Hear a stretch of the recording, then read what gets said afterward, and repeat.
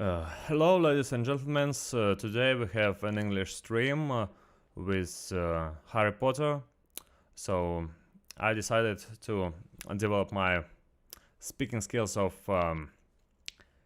English language. So that's why today we have English stream and English reading with voice.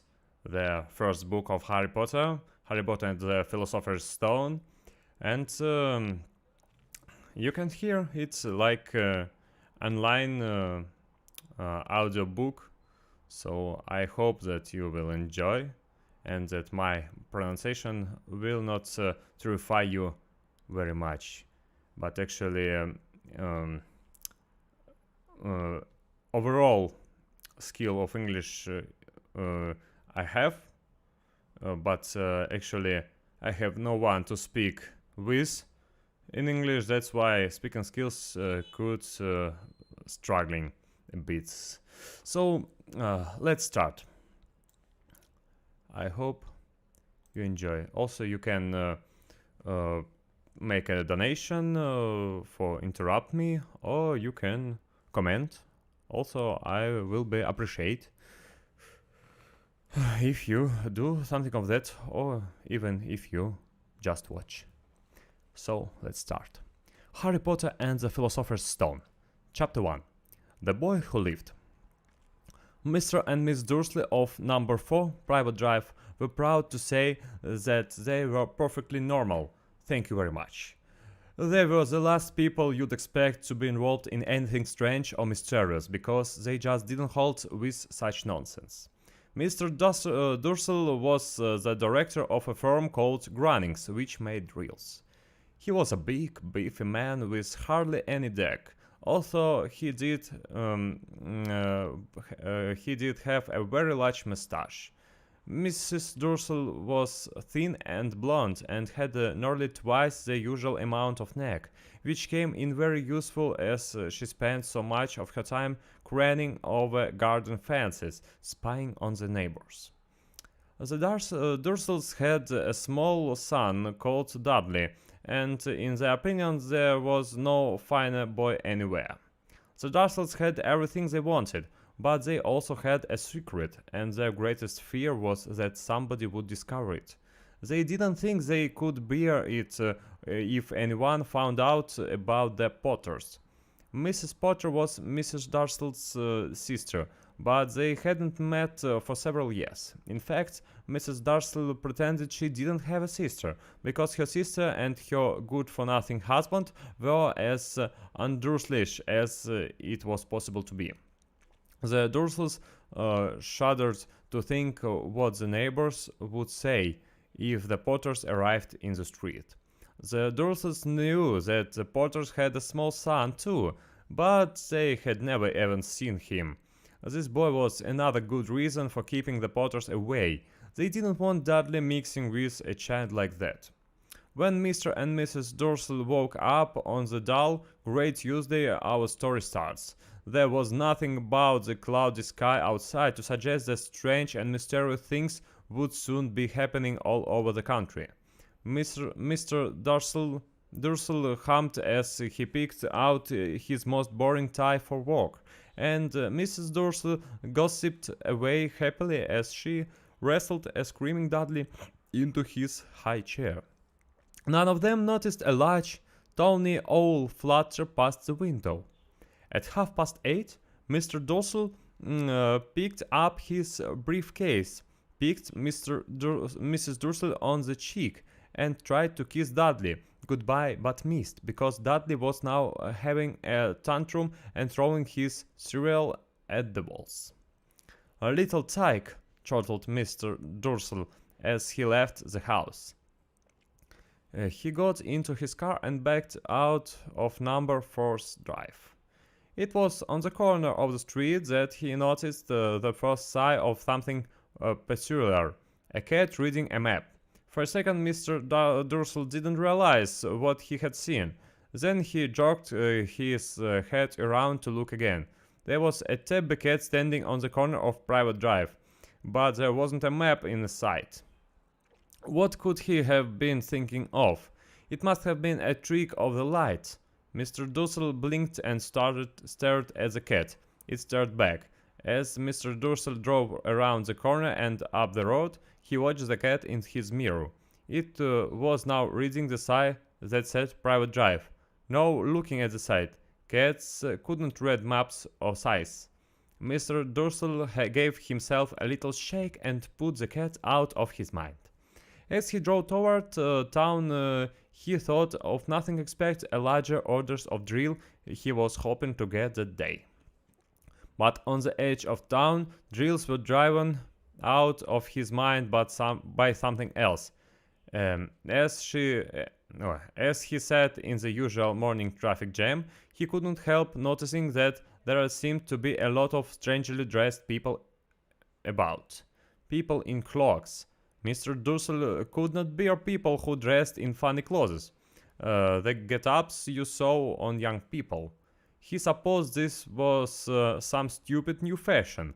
He drummed his fingers on the steering wheel, and his eyes fell on a huddle of those weirdos standing quite close by. They were whispering excitedly together. Mr. Dussel was enraged to see that a couple of them weren't young at all. Why? That man had to be older than he was, and wearing an emerald green cloak. The nerve of him! But then it struck Mr. Dussel that this was probably some silly stunt. These people were obviously collecting for something. Yes, that would be it. The traffic moved on, and a few minutes later Mr. Dussel arrived in the Grunning's parking lot, his mind back on drills. Mr. Dussel always sat with his back to the window in his office on the 9th floor. If he had not, he might have found it harder to concentrate on drills that morning. He didn't see the owls swooping past in broad daylight, though people down in the street did. They pointed and gazed open-mouthed as owl after owl sped overhead.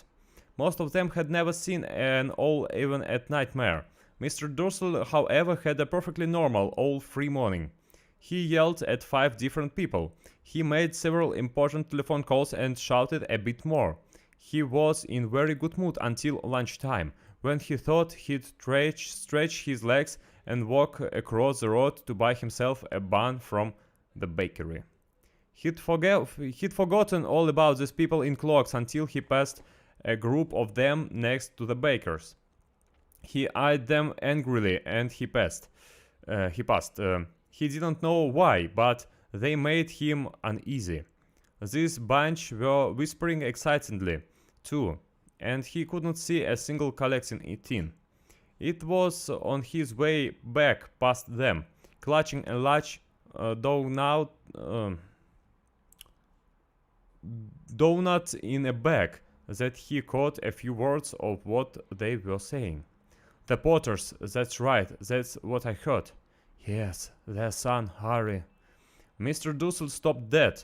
Fear flooded him.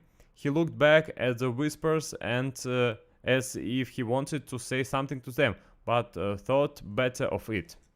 He dashed back across the road, hurried up to his office, snapped at his secretary not to disturb him, seized his telephone and had almost finished dialing his home number when he changed his mind. He put the receiver back down and stroked his mustache, thinking, no, he was being stupid. Porter wasn't such an unusual name. He was sure there were lots of people called Potter who had a son called Harry. Come to think of it, he wasn't even sure his nephew was called Harry. He'd never even seen the boy. It might have been Harvey or Harold. There was no point in worrying Miss Dussel. She always got so upset at any mention of her sister. He didn't blame her if he'd had a sister like that, but all the same, those people in cloaks.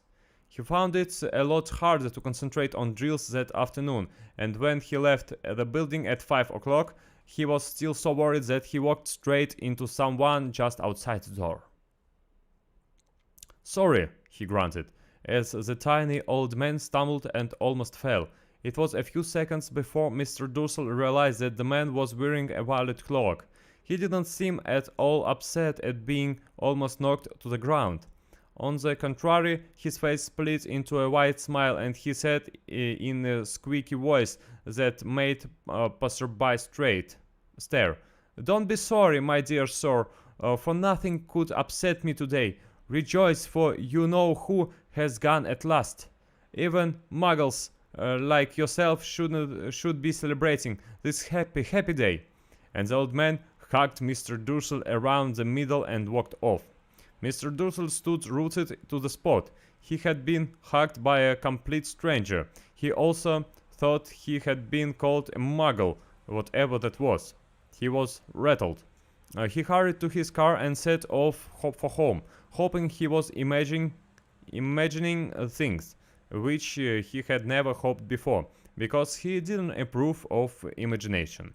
As he pulled into the driveway of number 4, the first thing he saw, and it didn't improve his mood, was that tabby cat he'd spotted that morning. It was now sitting on his garden wall. He was sure it was the same one. It had the same markings around its eyes. "Shoo!" said Mr. Dursel loudly. The cat didn't move. It just gave him a stern look. Was this normal cat behavior? Mr. Dursel wondered. Trying to pull himself together, he let himself into the house. He was still determined not to mention anything to his wife. Mr. Dursel had a nice, normal day. She told him over dinner all about Mrs. Next Door's problems with her daughter and how Dudley had learned a new word, "want." Mr. Dursel tried to act normally. When Dudley had been put to bed, he went into the living room in time to catch the last report on the evening news. And finally, bird watchers everywhere have reported that the nation's owls have been behaving very unusually today. Also, owls normally hunt at night and are hardly even ever seen in daylight. There have been hundreds of sightings of these birds flying in every direction since sunrise. Experts are unable to explain why the owls have suddenly changed their sleeping patterns. The newscaster allowed himself a grin. "Most mysterious, and now over to Jim McGuffin with the weather.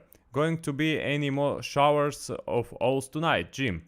"Well, Ted," said the weatherman, "I don't know about that, but it's not only the owls that have been acting oddly today. Viewers as far apart as Kent, Yorkshire and Dundee have been phoning in to tell me that instead of the rain I promised yesterday, they'd have a downpour of shooting stars. Perhaps people have been celebrating bonfire night early.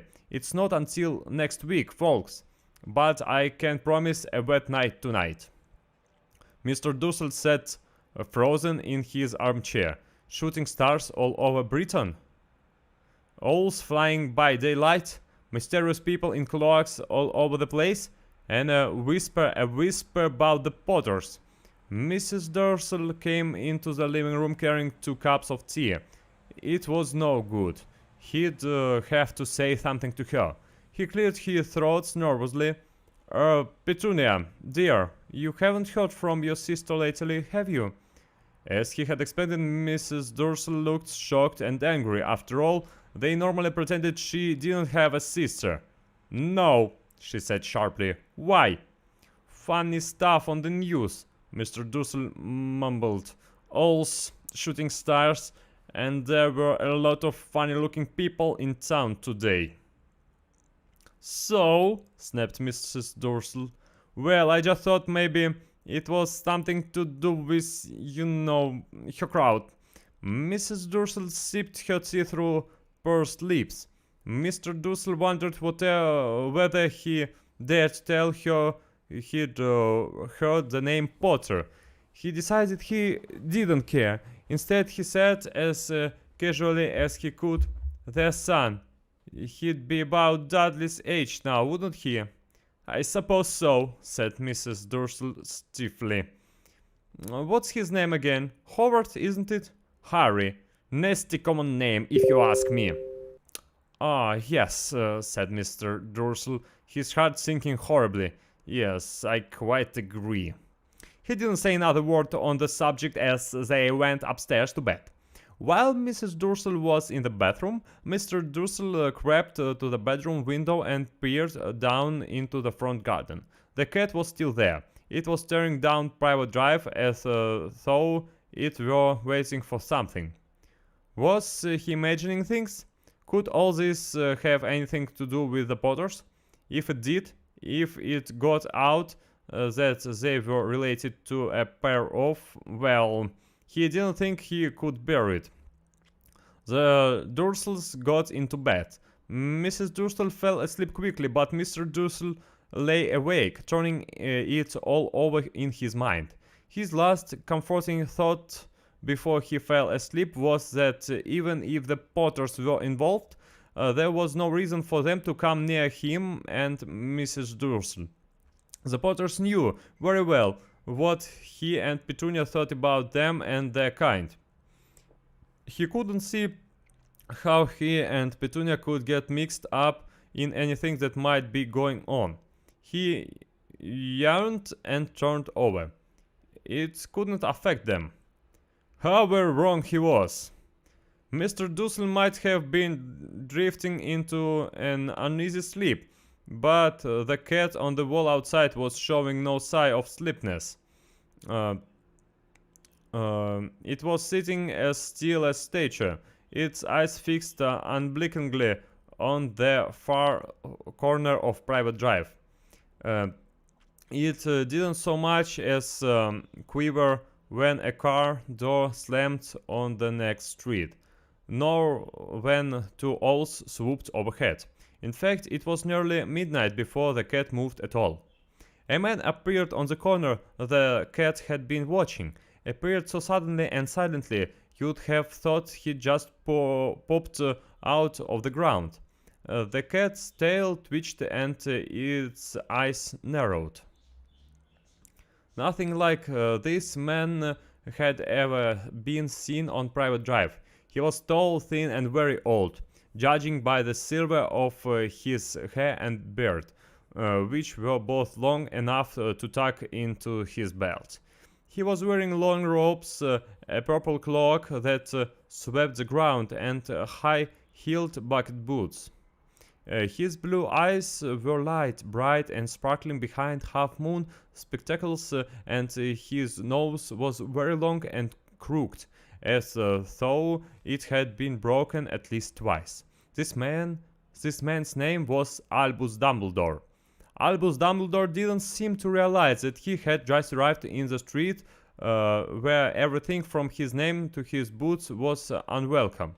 He was busy rummaging in his cloak, looking for something, but he did seem to realize he was being watched, because he looked up suddenly at the cat, which was still staring at him from the other end of the street.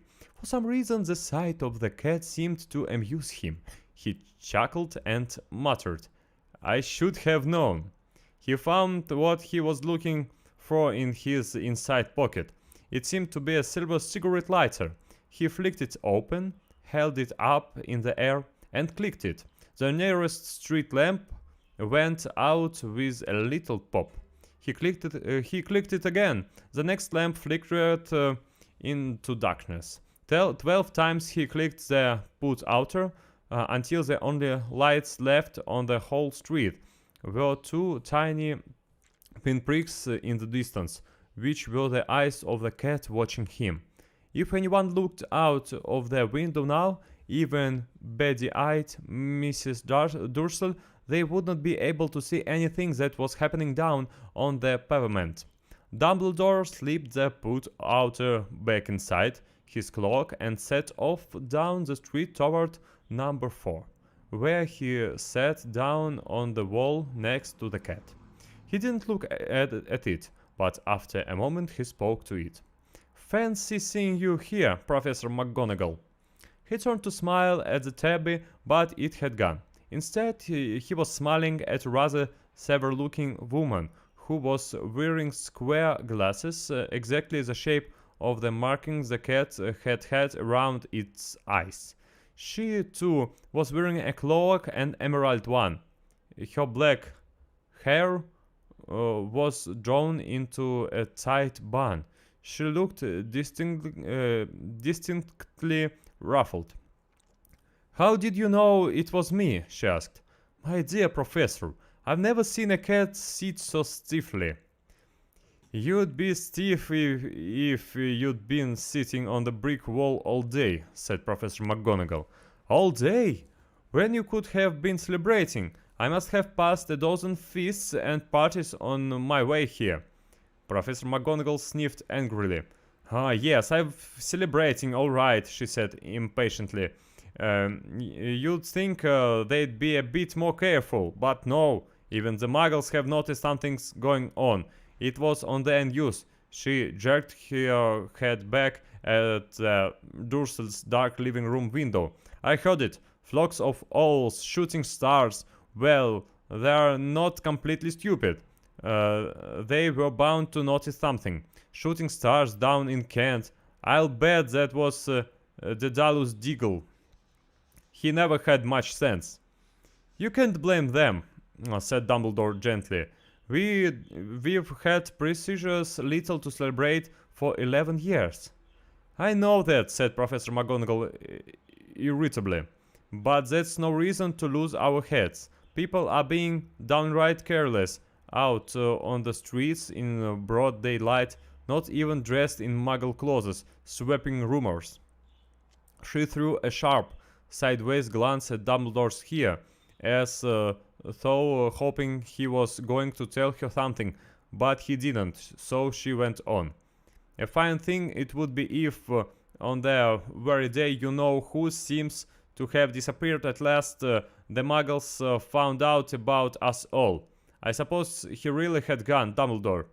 "It certainly seems so," said Dumbledore. "We have much to be thankful for. Would you care for a lemon drop?" "A what?" "A lemon drop. They're a kind of muggle sweet I'm rather fond of." "No, thank you," said Professor McGonagall coldly, as thought she didn't think this was the moment for lemon drops. "As I say, even if you know who has gone." "My dear Professor, surely a sensible person like yourself can call him by his name. All this you-know-who nonsense. For 11 years I've been trying to persuade people to call him by his proper name, Voldemort." Professor McGonagall flinched, but Dumbledore, who was unsticking 2 lemon drops, seemed not to notice. "It all gets so confusing if we keep saying you-know-who. I have never seen any reason to be frightened of saying Voldemort's name." "I know you haven't," said Professor McGonagall, sounding half exasperated, half admiring. "But you're different. Everyone knows you are the only one you know. All right, Voldemort was frightened of." "You flatter me," said Dumbledore calmly. "Voldemort had powers I will never have. Only because you too, well, noble to use them. It's lucky it's dark. I haven't blushed so much since Madame Pomfrey told me she liked my new earmuffs." Professor McGonagall shot a sharp look at Dumbledore and said, "The owls are nothing next to the rumors that are flying around. You know what they're saying? About why he's disappeared. About what finally stopped him." It seemed that Professor McGonagall had reached the point she was most anxious to discuss. The real reason she had been waiting on a cold, hard wall all day, for neither as a cat nor as a woman had she fixed Dumbledore with such a piercing stare as she did know. It was plain that whatever everyone was saying, she was not going to believe it until Dumbledore told her it was true. Dumbledore, however, was choosing another lemon drop and did not answer. "What they are saying," she pressed on. "It was the last night Voldemort turned up in Godric's Hollow. He went to find the Potters. The rumor is this Lilia and James Potter they are dead." Dumbledore bowed his head. Professor McGonagall gasped. "Lilia and James. I can't believe it. I didn't want to believe it. Oh, Albus." Dumbledore reached out and patted her on the shoulder. I know, he said heavily. Professor McGonagall's voice trembled as she went on. That's not all. They are saying that he tried to kill the Potter's son, Harry, but he couldn't. He couldn't kill that little boy. No one knows why or how, but they are saying that when he couldn't kill Harry Potter, Voldemort's power somehow broke, and that's why he's gone. Dumbledore nodded glumly. It's true? Faltered Professor McGonagall. After all he's gone? All the people he's killed, he couldn't kill a little boy? It's just astounding. Of all the things to stop him, but how in the name of heaven did Harry survive? We can only guess, said Dumbledore. We may never know. Professor McGonagall pulled out a lace handkerchief and dabbed at her eyes beneath her spectacles. Dumbledore had a great sniff as he took a golden watch from his pocket and examined it. It was a very odd watch. It had 12 hands but no numbers. Instead, little planets were moving around the edge. It must have made sense to Dumbledore, though, because he put it back in his pocket and said, Hagrid's slate. I suppose it was he who told you I'd be here, by the way. Yes, said Professor McGonagall, and I don't suppose you're going to tell me why you are here, of all places. I've come to bring Harry to his aunt and uncle. They're the only family he has left now. You can't mean the people who lived here, cried Professor McGonagall, jumping to her feet and pointing at number 4. Dumbledore, you can't! I've been watching them all day. You couldn't find 2 people who are less like us. And there got his son. I saw him kicking his mother all the way up the street, screaming for sweets. Harry Potter, come and live here. It's the best place for him, said Dumbledore firmly. His aunt and uncle will be able to explain everything to him when he's older. I've written them a letter. A letter? Repeated Professor McGonagall faintly, sitting back down on the wall. Really, Dumbledore, you think you can explain all this in a letter? These people will never understand him. He'll be famous, a legend. I would be surprised if today was known as Harry Potter Day in the future. There will be books written about Harry. Even child in our world will know his name. Exactly, said Dumbledore, looking very seriously over the top of his half-moon glasses. It would be enough to turn any boy's head. Famous before he can walk and talk. Famous for something he won't even remember. Can you see how much better off he'll be growing up away from all that until he's ready to take it? Professor McGonagall opened her mouth, changed her mind, swallowed, and then said, Yes, you're right, of course. But how is the boy getting here, Dumbledore? She eyed his cloak suddenly, as though she thought he might be hiding Harry underneath it. Hagrid's bringing him. You think it's wise to trust Hagrid with something as important as this? I would trust Hagrid with my life, said Dumbledore. I'm not saying his heart is not in the right place, said Professor McGonagall grudgingly. But you can't pretend he's not careless. He does tend to... What was that? A loud rumbling sound has broken the silence around them. It grew steadily louder as they looked up and down the street for some sign of a headlight. It swelled to a roar as they both looked up at the sky, and a huge motorcycle fell out of the air and landed on the road in front of them. If the motorcycle was huge, it was nothing to the man sitting astride it. He was almost twice as tall as normal man and at least 5 times as wide. He looked simply too big to be allowed, and so wild, long tangles of bushy black hair and blurred most of his face. He had hands the size of trash can lids, and his feet in their leather boots were like baby dolphins. In his vast, muscular arms, he was holding a bundle of blankets. "Hagrid," said Dumbledore, sounding relieved. "At last? And where did you get that motorcycle?" "Borrowed it, Professor Dumbledore, sir," said the giant, climbing carefully off the motorcycle, and he spoke. "Young Sirius Black lent it to me. I've got him, sir." "No problems were there?" "No problems were there?" "No, sir. House was almost destroyed, but I got him out all right before the muggles started swarming around. He fell asleep as we were flying over Bristol." Dumbledore and Professor McGonagall bent forward over the bundle of blankets.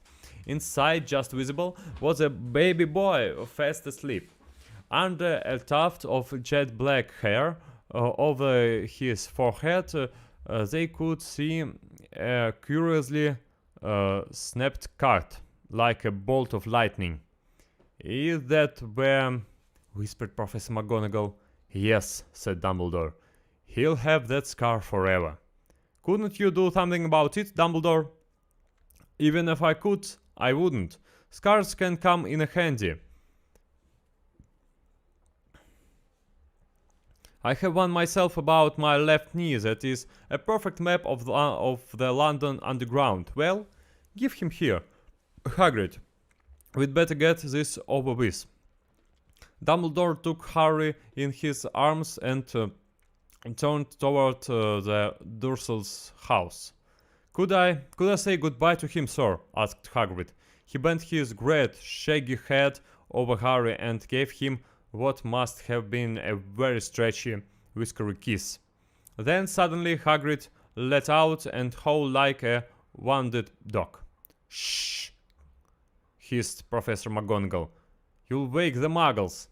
"Sorry," sobbed Hagrid, taking out a large, spotted handkerchief and burying his face in it. "But I can't stand it. Lily and James dead, and poor little Harry off their life with muggles." Yes, it's all very sad, but get a grip on yourself, Hagrid, or we'll be found," Professor McGonagall whispered, patting Hagrid gingerly on the arm as Dumbledore stepped over the low garden wall and walked to the front door. He laid Harry gently on the doorstep, took a letter out of his cloak, tucked it inside Harry's blankets, and then came back to the other two. For a full minute, the three of them stood and looked at the little bundle. Hagrid's shoulders shook. Professor McGonagall blinked furiously, and the twinkling light that usually shone from Dumbledore's eyes seemed to have gone out. "Well," said Dumbledore finally, "that's that. We've no business staying here. We may as well go and join the celebrations." "Yeah," said Hagrid in a very muffled voice. "I'd be taking Sirius his bike back. Good night, Professor McGonagall. Professor Dumbledore, sir." Wiping his streaming eyes on his jacket sleeve, Hagrid swung himself onto the motorcycle and kicked the engine into life. With a roar, it rose into the air and off into the night. "I shall see you soon. I expect, Professor McGonagall," said Dumbledore, nodding to her. Professor McGonagall blew her nose in reply. Dumbledore turned and walked back down on the street. On the corner he stooped and took out the silver put-outer. He clicked it once and 12 balls of light sped back to their street lamps, so that Private Drive glowed suddenly orange and he could make out a tabby cat slinking around the corner at the other end of the street. He could just see the bundle of blankets on the step of number 4. "Good luck, Harry," he murmured. He turned on his heel, and with a swish of his cloak he was gone. A breeze ruffles the neat heads of Private Drive, which lay silent and tidy under the inky sky, the very last place you would expect astonishing things to happen. Harry Potter rolled over inside with blankets without waking up.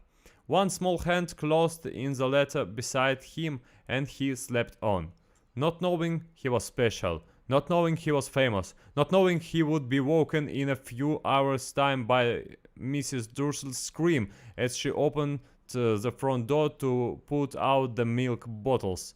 Nor then that he would spend the next few weeks being prodded and pinched by his cousin Dudley. He couldn't know that at this very moment, people meeting in a secret all over country were holding up their glasses and saying in hushed voices, "To Harry Potter, the boy who lived." So, that was the first chapter of Harry Potter and the Philosopher's Stone, read by me. So,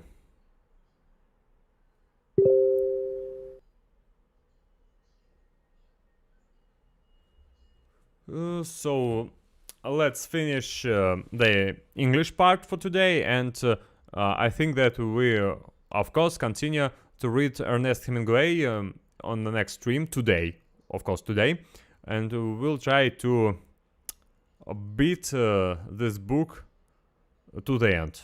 I hope we will finish it as soon as possible, and then we'll do maybe smaller books, but more theatrical, I think. So for today, that's enough. Thank you for watching. Press like button, subscribe if you like it. You can write a comment if you have a comment, and that's all for today. We'll continue tomorrow.